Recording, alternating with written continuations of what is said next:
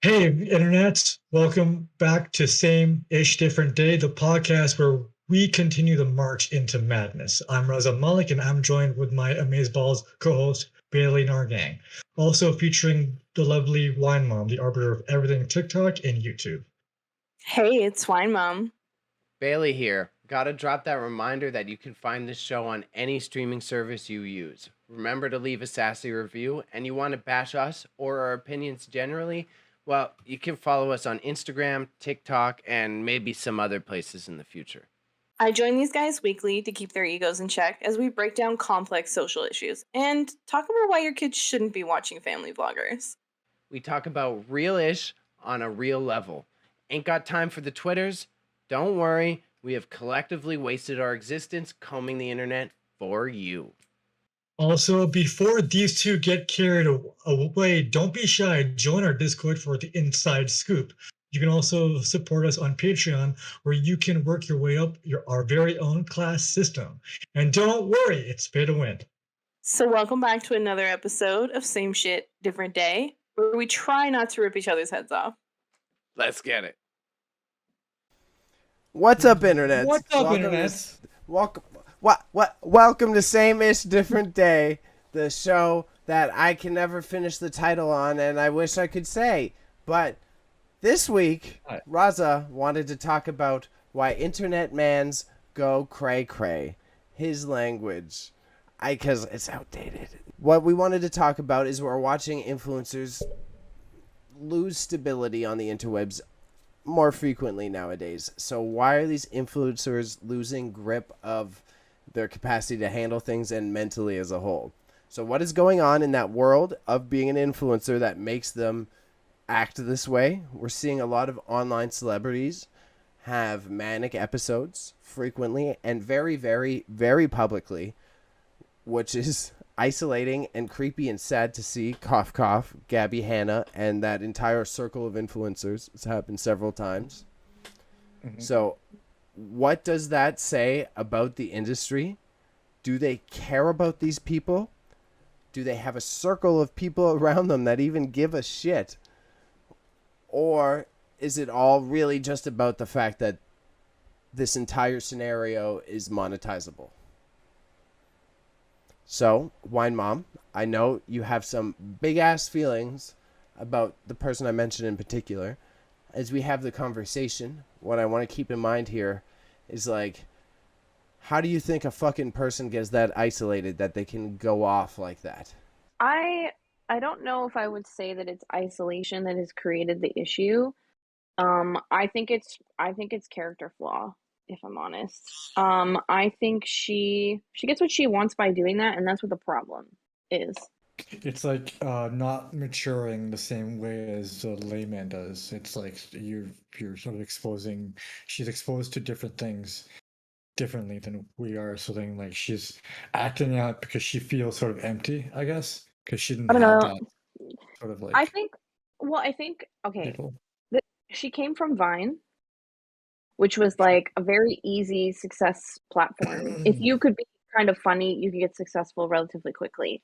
And so she was very popular very quickly for a short period of time. I'd say, 5-ish years. And then when it all wore out and people started to see her real personality outside of being this internet character, she lost a lot of friends. And so her popularity went away with it. And now that she's having to deal with the reality of not being popular anymore, she's trying to do whatever she can to be relevant. And so we've talked about this before.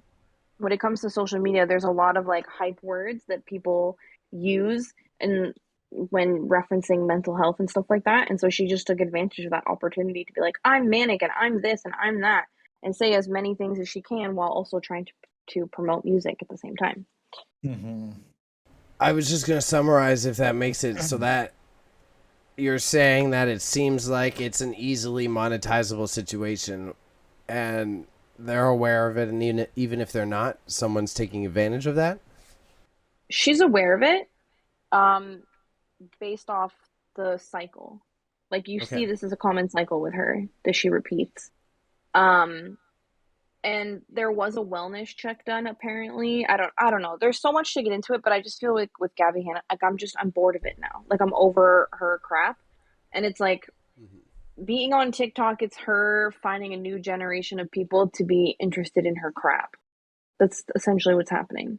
Yeah, and I also think and it's sad, but people like to hop on sort of like the mental illness trend on social media. So like not many people will have it, but like the people who sort of like the ones who are doing what Gabby Hanna does are seeing it and like, oh, I can do it too if I just act up, and then completely like downplay a person who actually has these issues. So it's So like, that's the nail on the head that you just hit, is that a lot of people are using mental health now as a scapegoat.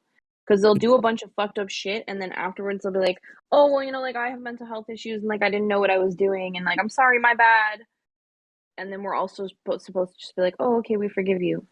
yeah, like the whole Ezra Miller thing. Now, he was talking to Warner Bros. Saying, "Oh, I had, uh, it was like I've had a history on mental health, which he does, but at the same time, he was also trying to save his own face because the studio was about to cancel his movie, right? So he needed to sort of like it it's almost like a way to not acknowledge like damage you have done because you don't have to. You know what I mean? Yeah. As long as you say, "Oh, did something wrong with me? This is how I am." Which people who do suffer mental illness, yes, that's they do act much differently, but they also don't uh, go off like these characters do. So it's I think it's like a good shield to have. Not good, but it's a shield to have for people to just not acknowledge their issues. Yeah, and so like what freaks me out is that example that you're bringing up tethered in with the check-ins that was happening, say, in the Gabby Hannah scenario. Because when you bring that in a larger perspective of influencers and their communities, that boundary of what people should be doing in support of someone you have a parasocial relationship with is so distorted. It's kind of Yeah. creepy. Because now Mhm. you're feeling responsible for calling the cops to do a check-in because you like their TikToks. Yeah, it's almost like you're only concerned that they will be alive for your pleasure and entertainment rather than the well-being of the actual human. That's the thing, but I feel like because this with Gabby Hanna too is like she garners a lot of guilt from her audience Yes. by making Yeah. comments of like I'm mentally unwell and you guys are attacking me. Like she knows what she's doing to make her audience feel guilty and feel responsible. And Yeah. it's like if you try and call her out for her shit, she'll be like, nobody asked me if I was okay. But no, I agree. It's just like again, like she's like any criticism coming her way, she'll just deflect it and be like, "Oh, I'm mentally uh, unwell. I'm mentally well. Are you asking about me, not about the damage that I've done? Are you concerned about me? If Yeah, you're not, I'm gonna attack you now." And like she has attacked basically. so many people, who are actually trying to spread awareness to be like, "Can we please get Gabby Hanna some proper like Help. help and stuff Yeah. like so she can actually make in turn make content that is actually good and makes her feel good and makes the audience feel good rather than doing these sort of like it's sort of like easy way to do things now. Just be like, I'm gonna have a manic or like It's I'm not erratic and saying uncontrolled. yeah, I'm not saying everybody is like this, but there are some people, but they sort of like capitalize on. I'm gonna have an episode, and then let's see all that. My engagement skyrocket, but at the small minority of people, that's not like everybody. That's a big disclaimer I want to put there out there. FoozyTube. FoozyTube. So FoodieTube and me have a sort of hate relationship. I think he's definitely capitalizing on his mental illness, 100%. Um, from the stuff I've seen, from how he talks, he he says things, but then he always fall his playbook. I have mental problems, right? And then next thing you know, he's hosting the boxing matches. And then I'm seeing the people he's had a relationship with and the damage he's done to them, and they can't attack him because he says, "Oh, you weren't there at my worst," or blah blah. And then he'll put a whole Twitter, like a Twitter thread about his like breakdowns that he had. And granted, the pattern I've seen, including Gabbi Hannah and all these characters, is that none of them address actually trying to get help or trying to be proactive themselves about getting help. It's always like, oh, feel bad for me. It could be a tangent, but also it terrifies me, especially of like when someone of that caliber of wealth is like, yeah, I'm seeing a therapist. It's like, you're definitely going to pay the one who talks to you the best way you like. You know what I mean? I mean, it's a high Yeah. probability, but even still, it's like if you were genuinely going to therapy, like this wouldn't be going on. You know what I mean? Mhm. Like it would be nipped in the butt somewhere at some point. So the point I'm trying to Yeah. get at, and you can relate it to Gabbi Hannah or expand it outwards. Your call, Wine Mom. What I'm curious about is how does someone get in that scenario without getting support from others in a genuine way? That the fact that there's like hundreds, right? There, like a big breakdown that gets posted publicly. Mm-hmm. Why aren't there friends or family or it's like, are they that isolated? Because even us, we're a bit lonery. We don't have many friends, but you know, if something like that was happening, someone would step in our lives, and you know. It's a couple of reasons. One, you would get exhausted dealing with the same bullshit over and over again with somebody. And two, it's a PR stunt. That's basically how it goes. It's like either people are tired of this constant cycle that they're watching happen time and time and time again. Like Jessie Smiles made very clear that Gabbi Hannah has a fucked up point of view and this is just what she does. Or it's PR because she's literally releasing an album right now and it's the easiest way for her to get people to pay attention to her, regardless of whether they like her music or not. It's just enough to pay attention to her. It's enough to get her music. Because this is another thing, too, that I don't think a lot of people were recognizing. Like on TikTok, you can put a sound on your TikTok, but have it completely muted and then get views for that sound. So she had all of her music on her videos during her mental breakdown in order to drum up the views, like drum up the whatever it is on the sounds. Yeah, and I also think that like people like Gabby Hannah, the reason why they don't have people like checking like doing what you're saying, Bailey, because I think they surround themselves with yes men. They surround themselves with people who want to agree with them. That's ultimately because like it makes them feel like they can do whatever they feel better because they're getting validated by their entourage. So then, using your question you listed here, I think it's a great building point. Will this type of behavior impact the longevity of the online celebrity or influencer, or is it just another means of creating content now? You know what I mean? I think it'll be. I personally think it'll be another means of creating content because it's like the newest thing, right? It's people love seeing a train wreck. I don't know, it's hard to say. I feel like mental health as far as social media has gone has become kind of the joke when it really shouldn't be because people suffer with mental health. It's not a joke. Yeah. So it's hard to say. I don't know if it'll necessarily become a trend, but I think what will happen is we'll see a lot of people suffering genuinely and it's going to go ignored because people are going to be like, ugh, I don't have time for this bullshit. And also, we have a very short attention span, so like it'll be like a new thing that'll come in place. So, Yeah, I don't know how to word it super intelligently, but I am seeing like a distinct divide of like there's people aware of the scams that influencers are playing, and then there's the youth and or people who don't consume media with additional thought who are tricked by it. It's like not necessarily 50-50, maybe 60-40, but Mm-hmm. that 40% is enough money financially for these reindeer games to continue. So Reindeer. it's a trippy concept to me, because as much as we can sit here and argue about the nuances about whether it's just or not, it's going to happen either way, because if you're Jake Paul and film a video in Japan that's very offensive, it's easy Right. money. It's easy money. Mm-hmm. Mm-hmm.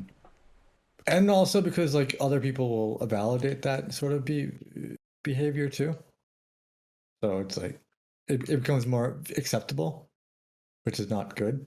I'm with you. I was just saying, my little joke, I was going to add the punchline of, it's like, I thought this show was supposed to make us happy and not depressed. No, whenever we talk about the internet, it's always like, I mean, like the thing with that is like it depends on how you look at it, right? Because the internet is both bad and good, but like it's always a bad, it's always gonna outshine the good, right? Because people love, oh shit, I just died. People will love that stuff. So like nobody's really concerned about boring old, not us, but like boring old good YouTuber over here, right? No fucking, there's nothing going on there, right? But Yeah. it's when you start to do like the outlandish stuff, that's when you sort of like get get your engagements up. It's all about clout Well, at the end of yeah, well, the day. exactly. Well, I mean, that's Mr. Beast. Mr. Beast did the wholesome version of that. Mr. Beast took that same algorithm and just decided to just give everybody fucking money for no good reason. Yeah, and then he sort of like that's another like, and then he's sort of like influencing a new trend of YouTubers, whereas like It's you don't so need to be trippy. He's in you don't need to be everything. He's in creative. everything. You don't need to be super creative. You can just have the money to do so.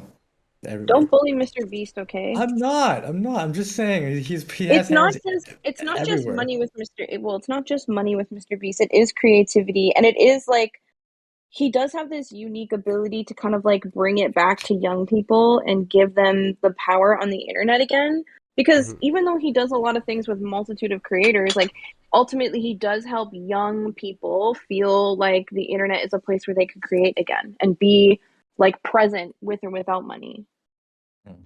Yeah, although he's not my favorite, that's like where I'm totally with you, is like to tie the 2 points together is I think he has used how that algorithm is broken and taken it to be like, not, he's still making money off of it, it's still capitalism, but it's relatively True way more capitalism. positive, Oh, relatively 10x more positive than what we're discussing right now. At least he's yeah. creating sets and employing people and building businesses and giving others opportunities and da da da da da da da da.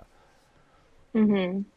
But so what we also have to discuss in post is we get a new Reddit segment title, because I like this. I like the idea that you're switching it up. But so for today, for Because Reddit, oh man, it's sort of it's all the Emma the asshole is it's now becoming just internal family affairs that I can't personally, and I don't think y'all can no. relate to anymore. So it's like I can't. Instead of Am I the Asshole, we've got What Would You Do If? What would you do if you could mentally inject feelings or emotions into others? I'm working on a concept for a book, and I am curious what someone might do if they had the ability to force emotions into people. This could be at an individual level or in a more mass setting. What things would you use it for? And what would be considered good? And what is evil if you could inject the feels into the peoples? Okay, well, first of all, there's a movie on Netflix that you should watch if you're curious about this concept because it's actually in a movie. I can't remember what it's called. I think maybe Inception. no, Spider Island or Spiderhead or something like that. I'll find it for you. I will because I Oh, just recommended it to Spiderhead. somebody. Okay. I because you should watch it. If I had the ability to inject emotions into people, I would choose not to. I think people need to learn how to process and deal with their own emotions because you're going to make a much healthier person long term than somebody who relies on something because it's basically like we might as well just stick within the drug trade if we do that. So meta in a way, your answer is I would not inject people. That is your answer. I mean, the world, I'll just tell you right now, the world would absolutely suck if sadness was to be removed. I'm just going to say that. I know that sounds very like not But this real, isn't, but we're not blank template, but you but could just like shoot someone up with sadness. You know what I'm saying? no, but basically Sadness. what would happen, Bailey, is people would not do that. They would in turn choose to have only happy, good things, or, keeping people like horny and happy and whatever. That's what people would do because that's ideal. They That wouldn't sounds inject awesome. sadness. I respect your world building, but I'm trying to say if you had the power to change. I'm not saying if the whole world I had access. I If would not. someone was I would like, not. you and mom just have this case of serums. No. It is only your No. ability. You are the I don't want to. protagonist. No, I want people to be who they are. And What if you that's could it. get like nuanced about it and I could like give happy to like someone who's in a lot of pain in the hospital, you know what I mean? Like I could give happy feelings to people who may be in like a lot of pain or something. You know? There's got to be a way to work around this. No, I hear what you're saying, Bailey, but I think you're looking at it in a positive this is why we're disagreeing. You're looking at it as a positive thing, and I'm looking at it as a negative thing. Because in my idea, taking away emotions, whether they're decided or whatever the case may be, I don't think is right. People should be feeling and working through things. So that's where we differ. Whereas you're like, oh, but if somebody's like in the hospital and really sad, like why can't I make them happy? So it's like you make sense, but also like shut up. But you don't need to take anything away. We're just talking about giving the feels. No, I get it, but it's like either way, giving is taking away something else. If you're gonna give somebody happiness, you're taking away their sadness. Am I Is that an wrong? established I rule, don't though? think so. I think you can have Have both you? feelings. Yeah, I think you can eat your cake and have it. You can have That's sad and I don't think happy. in the context I don't think in the context of what you're suggesting that it would work that way. That's my opinion though. okay. I fucks with it. So, we got Razzie Dazzy coming in here with the hard hitters after we're discussing how influencers could be challenged with their mental health issues and displaying it as a possibly monetizable purpose. Those ones who may be suffering on a real level or manipulating the system, could these issues be avoidable or fixed? Right? As we're saying, is quite realistic. People are doing this on purpose now. For newer people who are entering, who haven't been, they don't got the clout. Can they prepare at all for the pending pressures or emotional traumas they may experience on the internet? And how could they adjust to this world more easily? In my opinion, you start off with surrounding yourself with the friends you had and people you had before you became huge. Don't change that. Keep your social circles the same. Is because those people will tell you what's up, and they will keep. They are sort of a safeguard for you because they understand you more. So that's my first step. I'm gonna say it's bigger than that. I think moving forward, it shouldn't be solely the responsibility of the individual who's becoming popular or famous. I think as a society, we should implement an institution that starts to like give the things that these people need in order to remain successful. So when you think about like unions in construction and stuff like that, like a union is there to help keep people successful and whatever, right? So it's the same thing with this, like, because when you think about it, when you're an influencer, yes, there's a lot of money, but like they don't have benefits, they don't have health care like we do when you work in a regular job. So like I feel like if this is going to continue to become basically a career, like we should start implementing it into society as like, you know, But that's not possible some because sort of. capitalism, But I sadly, think it is possible. I think it is possible. I it's think it is physically possible. not. It's physically not. Okay, Bailey. You can't unionize You could unionize Instagram. You could unionize TikTok. You could unionize YouTube influencers. You can't go all influencers get a union because that's how construction works, right? They don't have a construction union. They have a laborers union and a carpenters union and a plumbers union. So that's the same thing that would have to happen here. Okay.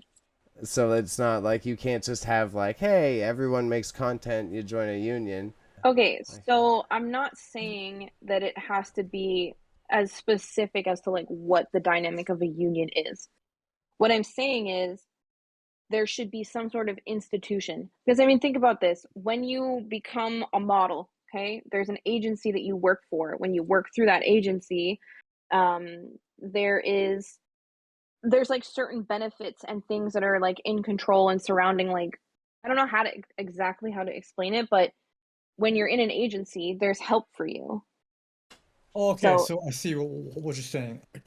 I can, so I thank you, kind of Oswald. agree with Wine Mom here, saying that there should be a body, like a body out there that like Instagram, like these influencers can go to get their sort of like their needs met, like mental needs met, like how uh about how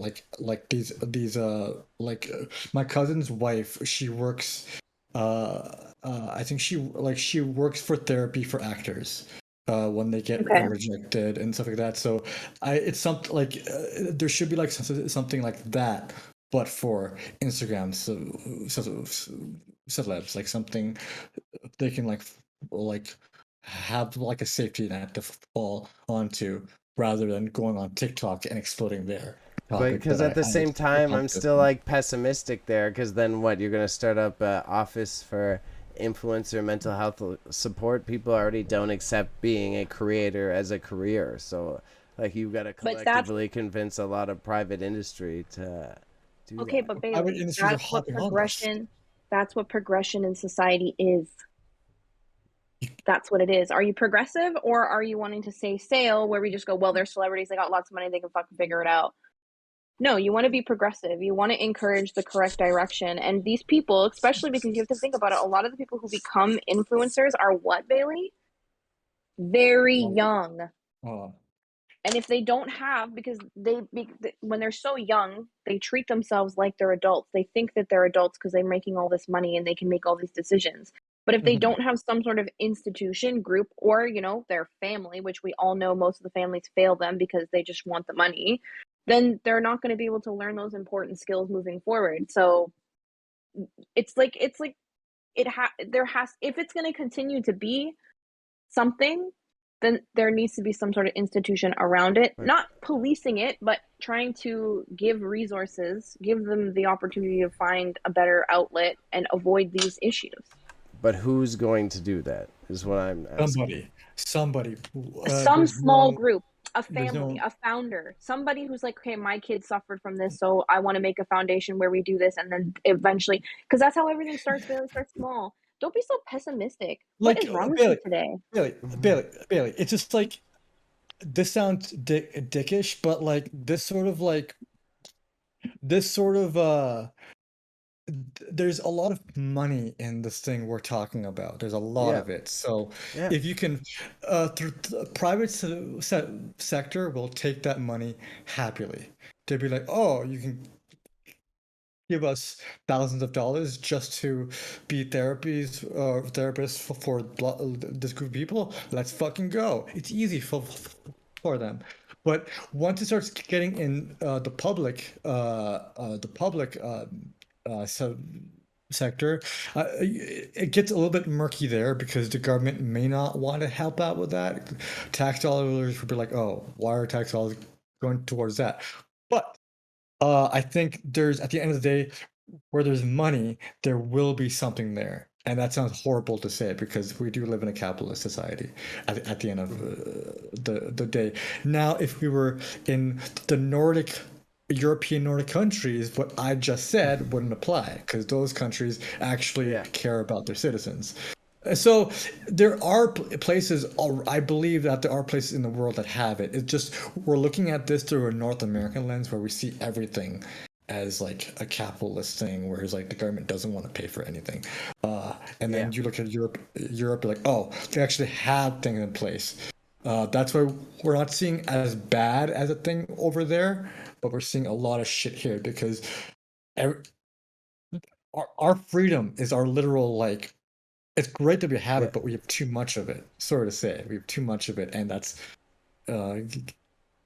that's hurting. That creates these Gabbi Hannahs, these Fuzi tubes, and Logan Pauls at the end of the day. Yeah. Yeah, I feel you there, because then overall as a society, you're collectively less worried about those stresses and the stigma associated with those stresses. So then even if it does come down to the private manager having to pay for it, because my argument here is like a manager here, because it's a capitalist society, he's not taking his 30% and paying for no counseling services for his influencer. He's just going to make his money while he can and run. He doesn't want his portion going to a Anybody therapist. else? You know what I Yeah. Okay, mean? but here's the thing. It's not meant to be. That's not the system I'm thinking of implementing. I'm thinking that like when you like as part of your taxes, I guess, or something like that, maybe. Where there's like because again, you're saying, the government money, whatever, which you're right, like the government doesn't want to do anything unless there's money involved for them.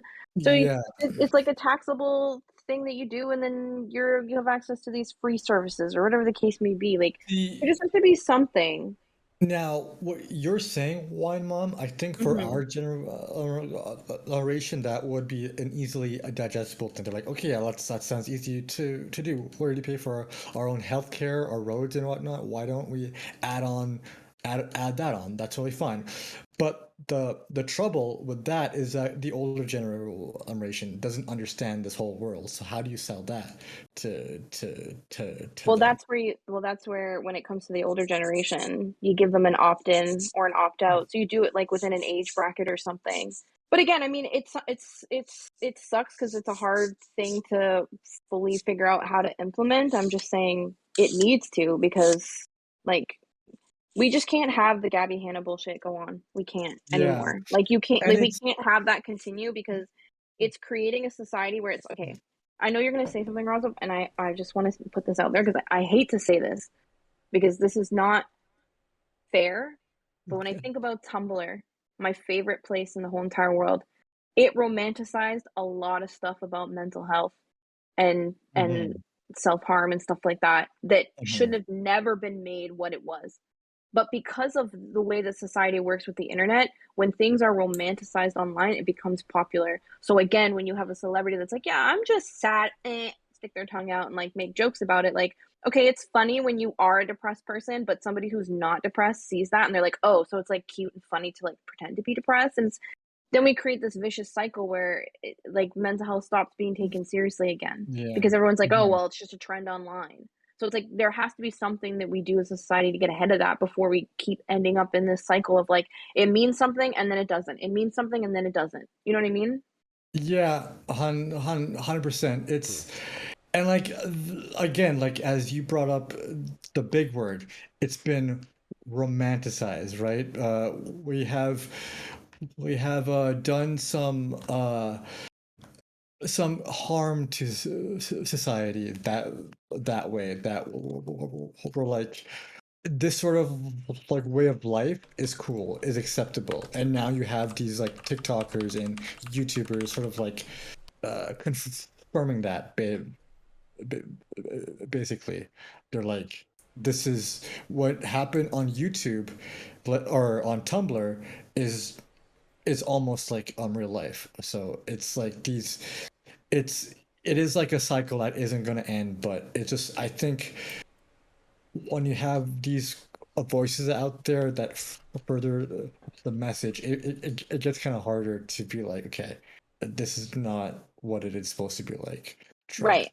And this conversation we're having right now, it's like it's the responsibility of our generation of internet influencers, the people that we like the people that we are, the people who have experienced mental health, who have watched the way that the internet has changed from one segment to the next. Like it's Mhm. our responsibility to be like, listen, mental health sucks. Dealing with it is cool. Figuring out how to feel better is cool. Like it's our responsibility as the new, creators are coming out and like young people now is to kind of be like, yeah, people have mental health.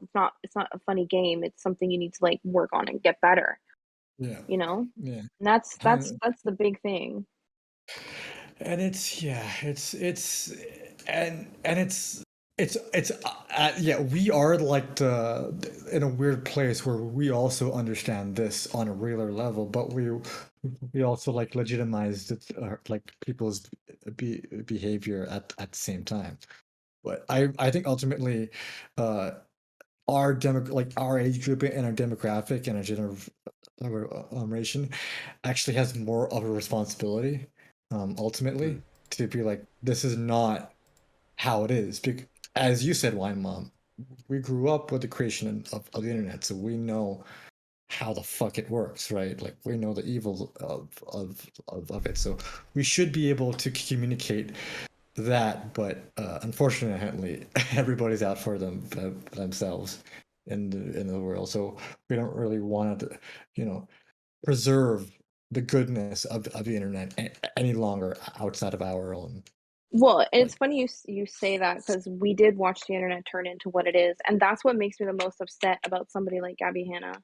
Because I know yeah, she's watched the internet become what it's become and she's experienced it and she knows how it is to be an influencer of that sort of stuff. And the fact that she chooses to behave this way is so infuriating because it's like, bitch, you know better. You know exactly what you're doing. You know yeah. exactly how your behavior is going to affect society. Like, come on. Well, it's like my thing is like this is a compliment to a wine mom.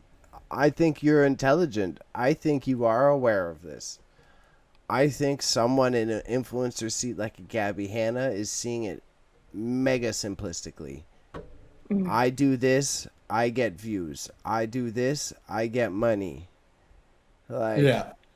I wish they understood the gravity of what they do. Like Because I think that's my opinion. Like I if you're right, I agree with you. I'm with it, but I just think they're just that not dumb, but they're not they've put up a blinder. yeah, and I also think that like these people, Gabby Hanna and all these other creators, just look at numbers, right? They're like, oh, I'm not doing hot right now. What should I do? How can I act out? They're just looking at the numbers without, again, a very simple Right. thing. Low numbers meaning low engagements. I gotta act up to get my numbers up, right? Uh, but they're not looking at it and being like, "Oh, if I act up, what I don't will this hurt my image?" Because again, there's no such thing as bad publicity. Let's get that out there. All of it is great, good and bad, right? Uh, so like they're not looking at it like that. They're looking at it like, how can I get more relevant? How can I stay the Yeah. Gabby Hanna at the end of the day? Raza Malik may do that, but not with mental illness. He may do something completely different. Uh, but we will like that's something we will and like we will have to understand in the long run. Be like, we can't like these numbers don't really mean much if our audience is also like behaving the way that we behave, and it could be negative, it could be a bad thing, right? So like it should be if you're a smart content creator, you should be looking at like your audience as well, not just your numbers, and be like, let's lead by example.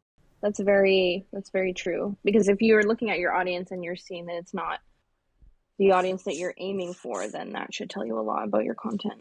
And then it says something when the audience isn't the one that you have like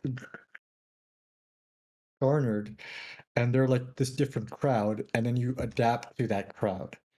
That Yeah. says something else. I've seen Logan Paul is basic, or his which one's the brother, the younger one? Jake Jake. or Jack. Jake Paul Jake has Paul. basically Yeah.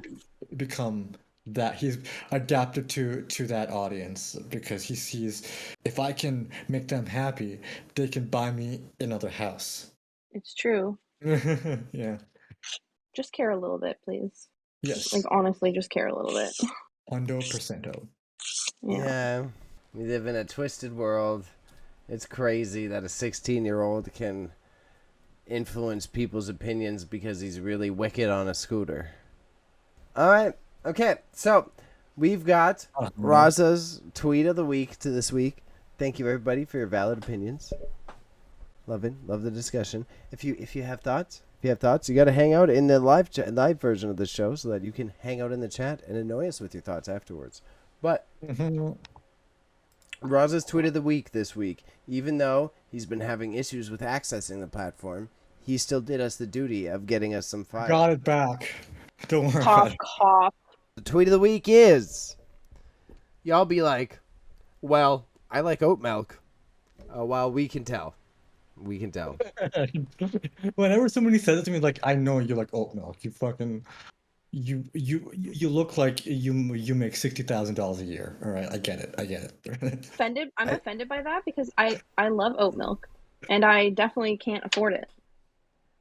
I too am an oat milk bitch, and I only pay like $3.50 for it. Is that isn't that the normal price of normal milk? Normal milk is $3, ain't it? Mine is not $3. I don't know. How much is your normal milk? I get the big one, like the three. The jugs? Like us Canadians. The bags? No, Yeah. the bags. It's like three something. Yeah, fresh. Yeah, $3. Yeah, but you're paying buying maybe a small 25 cents carton for of oat milk. No, I buying more. get the 4-liter boy carton. Oh, Yeah, but that still doesn't $3.50. equate to 3 full bags of milk, Bailey. You have a point. He's trying so hard not to let me have anything today. Anyways, carry on. Like, oh, you're right. Like, how dare you be correct? That's a TikTok. I'm right there. Well, either way, kids, even though Roz is a degenerate on the internet, we do our best to bring you quality content. We appreciate you coming out. This week's podcast was pretty crisp. Is it gonna have normal milk? His 2% ain't good enough for your soul or your entertainment. But if you're tuning in live, what's about to happen, we're going to go to Let's Chat. You hang out, you talk with us, you annoy us. You join Panda here, who's literally going to make fun of us the entire time. We got Wine Mom here to tell you why you should return next week. Oh, you want me to tell them why to return next week? Yeah. Because it's the same shit. It's a different day. So you might as well come back for more. Absolutely. Yeah. Holy shit, that's actually a little better. I need to learn more from you, Wine Mom. I go on a random drunk tangent on these outros, so I need to have some. You need to give me some classes. Maybe you should drink a little less. You're not right, but you're not wrong. Sounds like I'm right. Nope. Thank you again for watching us badly talk about these topics. You can follow us on Twitch, Marching Into Madness, all one word, no space. On the gram, marching_into_madness, and on Patreon at patreon.com/marchingintomadness. And again, on Le Discord at Marching Into Madness.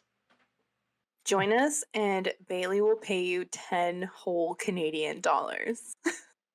You can follow Whitey over at gnarly_media on the Insta. You must definitely follow the life of our whole podcast, Wine Mom, at XWineMomX, because the year's 2002, and we still have the X in our names. And me, your favorite brown boy, at _R.R_Malik_. Thank you for the third time. We love you. Drink some milk and be healthy. Remember, kids, say no to school and yes to